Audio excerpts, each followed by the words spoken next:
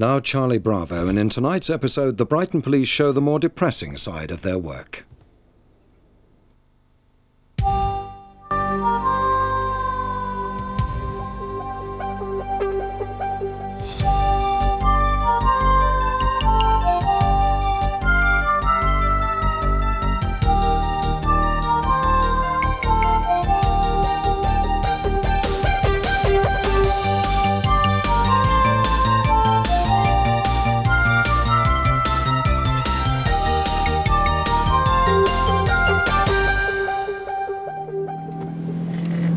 Charlie Bravo 1. Excuse me, Bravo 1. Yeah, from Ops, we've got a grade 1 call to the seafront opposite the Brighton Centre from a distraught female. Her boyfriend's threatening to kill himself, over. Yes, what is Bravo 1? Bravo 1 for information. We're coming in on the lower from the Hove end, over. Heavy Whiskey Lima 6 station. Whiskey Lima 6 station. Hello. Where did you last see him? Near the West Pier, yeah. Near the West Pier. And what did he say to you? I don't know, he was depressed and he just wanted to kill himself. Did he? You see that police car behind? Can you get in that police car and we'll go back along to the pier, yeah? He was about here, was he? Yeah. I'll stop, Rob, we'll get there.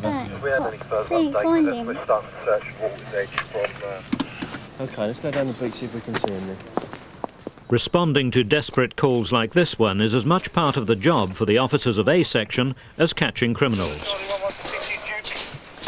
Go ahead, John. Is he supposed to be on the coastline by the sea, or is he on the actual promenade as he last seen? Or what was he threatening to do? He's right down on the seafront. He threats to kill himself. I don't know if that means by walking into the sea, or it's difficult to establish at the moment, over.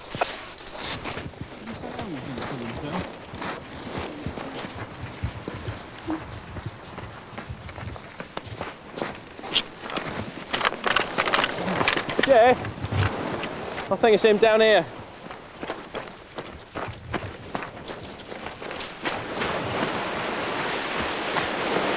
Another one. Yeah, I think we've got the body in the water.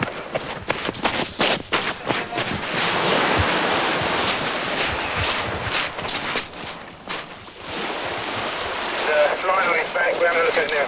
Come on, you're all right. I can see your eyes fluttering. Come on, let's have you up. Come on. Stop on the promenade by the ground. Come on, let's have you out the water.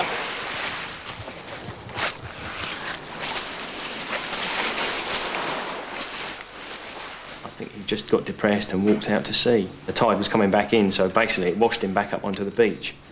Come on, sunshine. Come on. This way.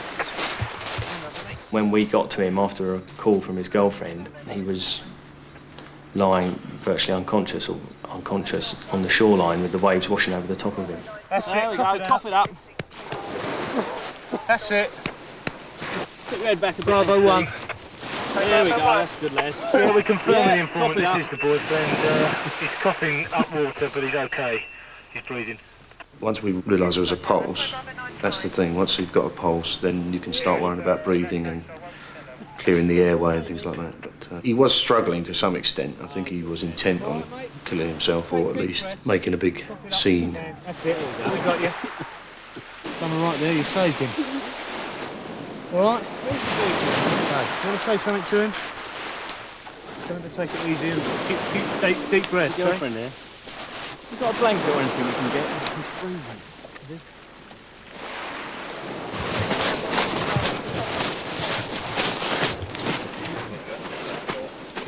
Okay, mate. Now lean over again like you were. Bring that leg up. I think what you have to consider is how much you risk your own safety to save somebody in that situation. I mean, I'm not a very good swimmer, so there's no way I would have jumped in after him. But people do that, they sort of bob up and down, and you're looking there and you're thinking, well, maybe I could swim to them. But then you have to be realistic and think, no, I couldn't, because I'm not a strong swimmer. I mean, you do your best, but you have to be aware of your own safety all the time.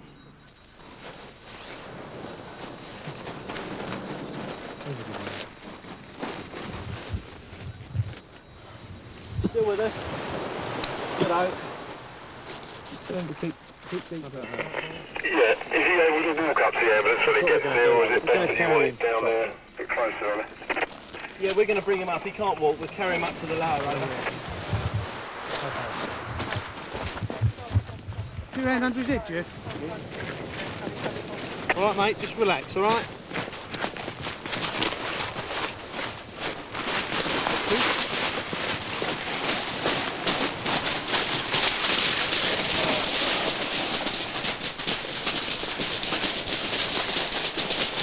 Open your mouth.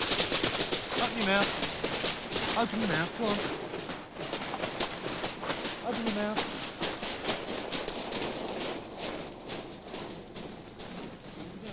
Antidepressants. What you got? What are they called? Temazepam. How many pints do you have? Just roughly. About 5 double Bacardis. 5 double Bacardis, yeah. What about beer? Just tip your neck back a bit, that's it. Just tip, I've got your head, just let you, that's it. Now keep your mouth open. Right, because otherwise your throat will get blocked. How many temazepam did you take? Just tip your head back, that's it.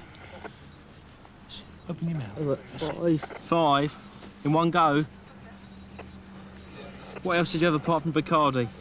Just 4 lagers. 4 lagers? Yeah? You come from Brighton. Whereabouts do you come from? Scotland. Deep breaths. Deep breaths. There's an ambulance in there.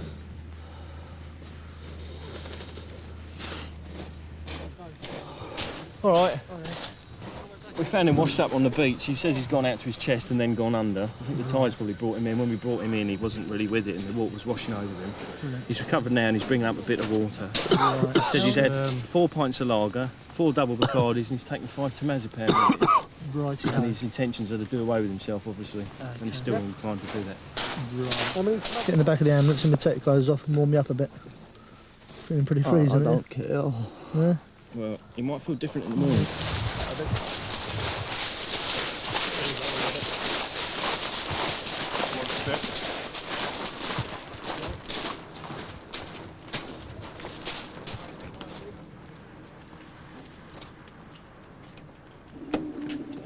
But our primary responsibility is the protection of life and property, so if we possibly can, we will attempt to save somebody's life in that situation. That's what we're trying to do first off. It's only secondary and our third responsibility to deal with crime and breaches of the peace. So the hospital will deal with him and sort him out. I think we just deal with things as we go along. I don't know if we've saved a life, but we've certainly pulled somebody out of the sea, so I think we're fairly happy with that. It makes you think about your own mortality, but it makes you think about how things in life can affect people so much that they just go totally... and it's something that we end up dealing with quite a lot now, is mental health, or lack of it. Things shouldn't reach a stage where there's people with mental health problems being on the street and they're so bad that we have to become involved. People like that should be properly cared for and shouldn't find themselves. They shouldn't be allowed to get into a situation where they are at risk to themselves wandering around on the streets and becoming noticed to the extent of having to be picked up and taken home by the police. Something's gone wrong somewhere. One member of A Section has special experience of caring for the mentally ill. I'm a qualified psychiatric nurse. Broadmoor was my last port of call. We go into some instances where people do suffer from mental illness, and it does help you a little bit. You've got to sort of understand them a little bit to direct them. We've got 2 psychiatric hospitals in Brighton. We often get reported missing people in Brighton. The police actually are the first people to pick them up and return to the hospital, and sort of dealing with them individuals as well can be quite difficult. He's out with his robber. It's guy coming across the road, isn't he? No, he's here, on the right-hand side. Colin Richardson and Michelle Innes have to deal with a man found sniffing glue in the street. It's not the first time he's been stopped tonight. What was his name, Peter? Paul. Hello, Paul. Let's have the bag.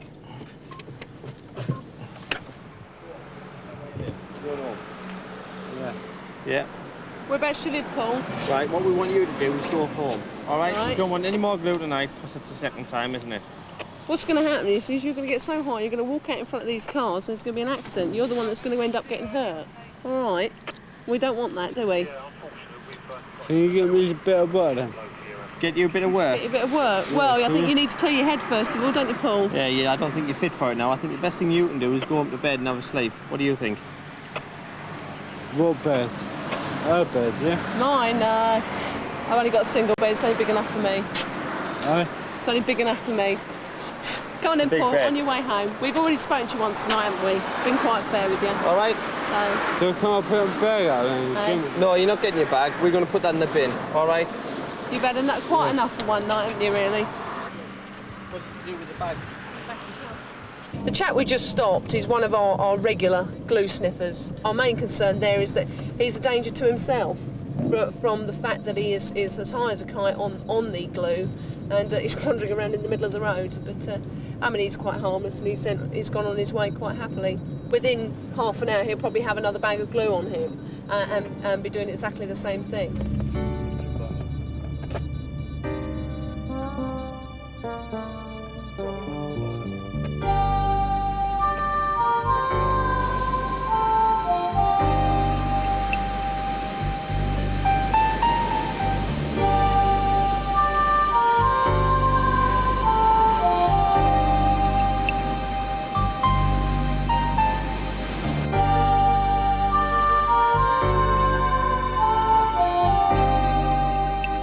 Brighton Police are proud of their close contacts with the local community. Nigel McNeil is a community beat officer. He's patrolled one area of Brighton for 10 years, and he makes a point of being on patrol at the school gates every day. I try and build up a relationship with the community. Then once they see you out on the street, they'll always come up and talk. You get to know the children, and then that leads on to their parents and the adults. Oh, mate, what? Oh, mate. Sometimes the parents call me in. Their little Johnny's been down the shop and perhaps started shoplifting at 11 years old. Can you come in and give him a talk? Coming on then. You go in, you point out what they've done wrong and make them realise they've committed an offence, and if they continue, what the likely punishment is. I'm saying to them I can be a nice policeman or I can be not so nice, and if you want to be my friend, then you don't commit offences, you don't shoplift. And you do it on that level, because if you continue stealing or causing problems, then I'm not going to be so nice. And then at the end of it, the little 11-year-old, you shake hands and hopefully he's learnt from that. You have to be sensitive to the different needs of the job, and there will be some people who are better at being community beat officers than they would be if they were frontline officers. Okay, who's got homework tonight then? No, me. Thank God I haven't. You go to good school then, don't you? It doesn't mean that they can't do the frontline job. They can. Every community beat officer could rush round in a fast car. The truth is that they are actually sometimes very good at talking to the community, wheedling out of children the fact they've been doing this wrong or that wrong, getting inside the community that they're actually policing and solving a lot of problems that take a long time to solve. They're those type of officers whose skills are immeasurable, are very, very important to the quality of policing we deliver. Hi. Hi, Nigel. Whose house? Whose house? Hi, Nigel. Hi. All right. Once you get the liaison with the community, once you get to know the people on your beats, once they've got the confidence in the police officer on the beat, once the police treat that confidence with respect, once you get the end result, it's all worthwhile.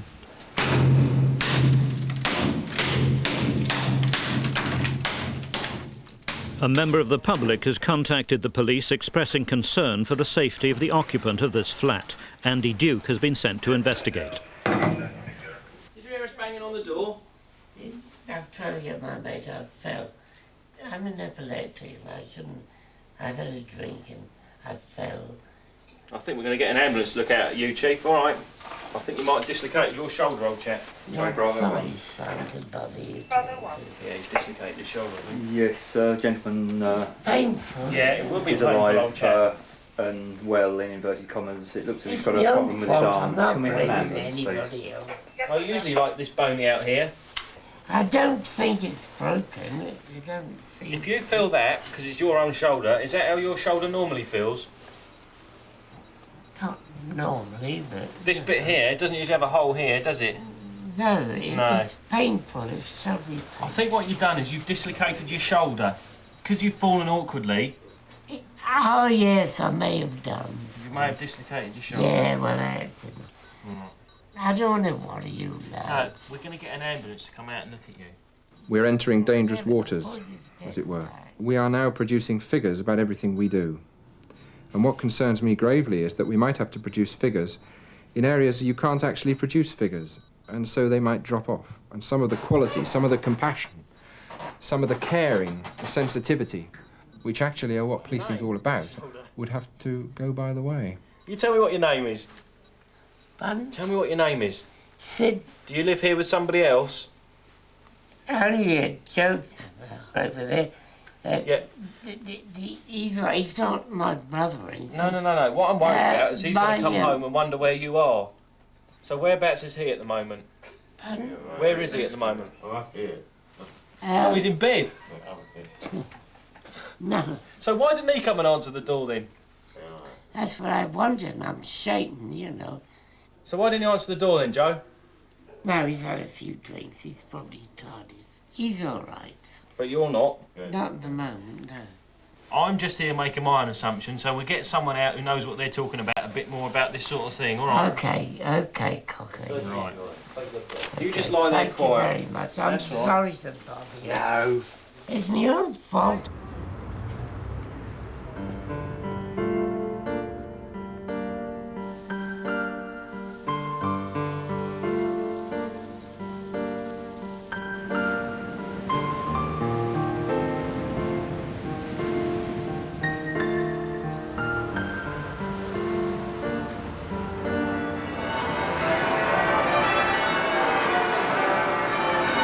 Bravo 1 received, 3 minutes. Sorry, Bravo 3, there are units en route, sir. Got now then. Sorry, Bravo 05. 05, we're 1 minute away. Several patrol cars have been called to what appears to be a break-in at a basement flat in the town centre.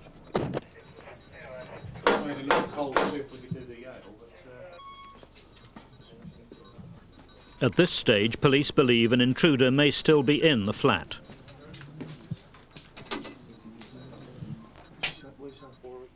You're constantly dealing with situations that if members of the public were to come across, they turn around and run as fast as they could in the other direction. And sometimes you feel that you'd like to do the same, but obviously you're not able to, so you just get on and deal with it. What are we going to? Have a radio, right? Just watch your head. That's it.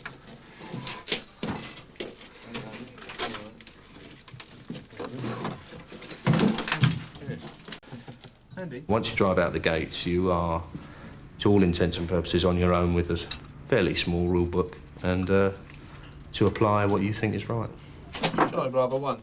You are your own boss. I mean, I know there's a hierarchy, but you are relied on to go out there and do what you think is right.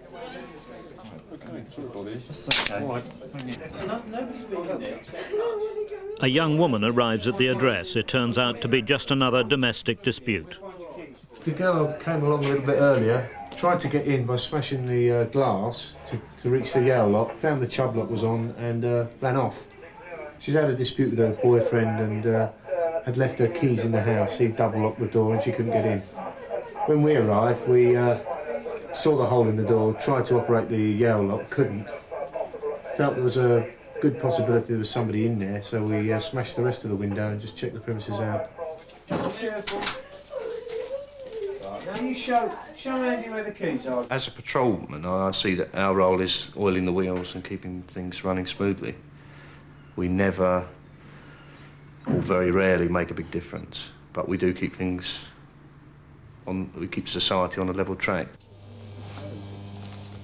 Not alarmed, is it? I'm not going to start it squealing.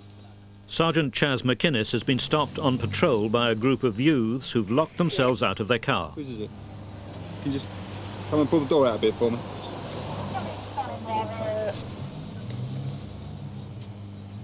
don't think it's going to catch on it.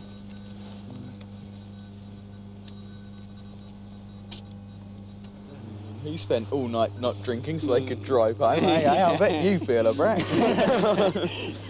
Nah, I'm not going to. Charlie Bravo 73, can I have one? Can't do it with it. Charlie Bravo 194, promise. Charlie Bravo 194, go ahead. Can you call up on 36 any traffic unit with a Slim Jim, please?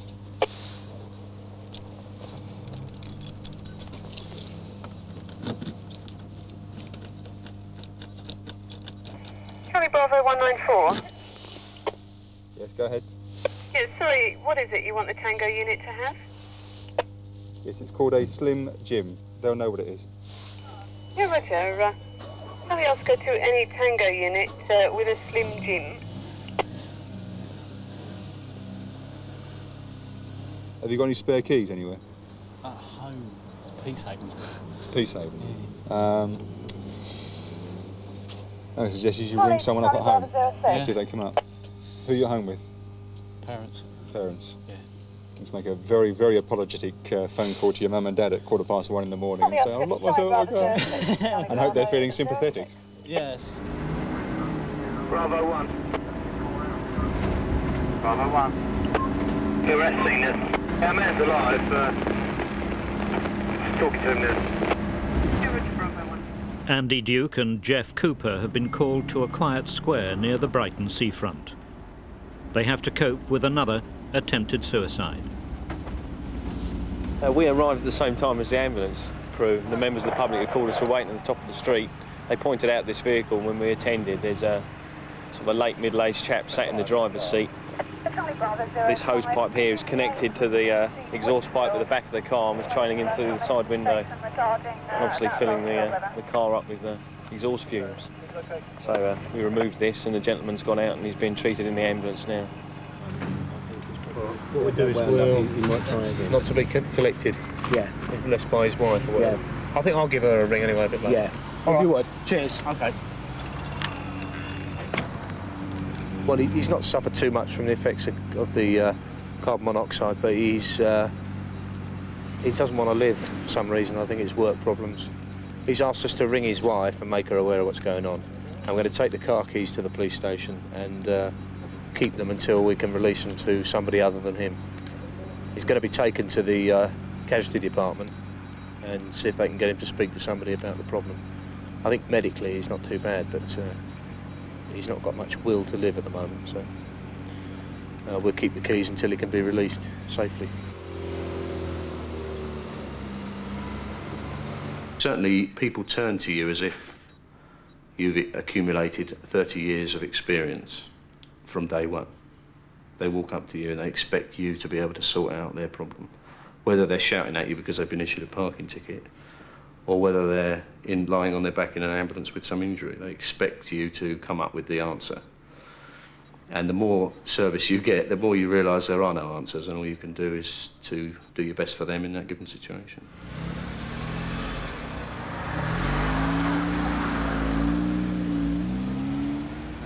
Spent the last 2 hours trying to get in somebody's car. They still got the disc upstairs? Yeah, they had one tonight, but you know, Yeah? like I said, it's £3 to get in, and we weren't there for more than about half an hour after it started, so I thought it's not worth it. Yeah, a friend of mine took me there a couple of years ago. But, that's a good club, man. Yeah. He had to escort me in because of the short hair stands out a little bit. Yeah, it's a bit, it can be a little bit dodgy at times, but you know, you're all right if you got long hair. Oh, it's not bad. We very rarely get a call there. We're going to investigate if there's another unit. 5 busy still. Come talk to my partner, please. Yes, Thank you very, very much. Thank you. Thanks a lot, mate. Thank you very much. Yeah, mate. 5 busy tools you received.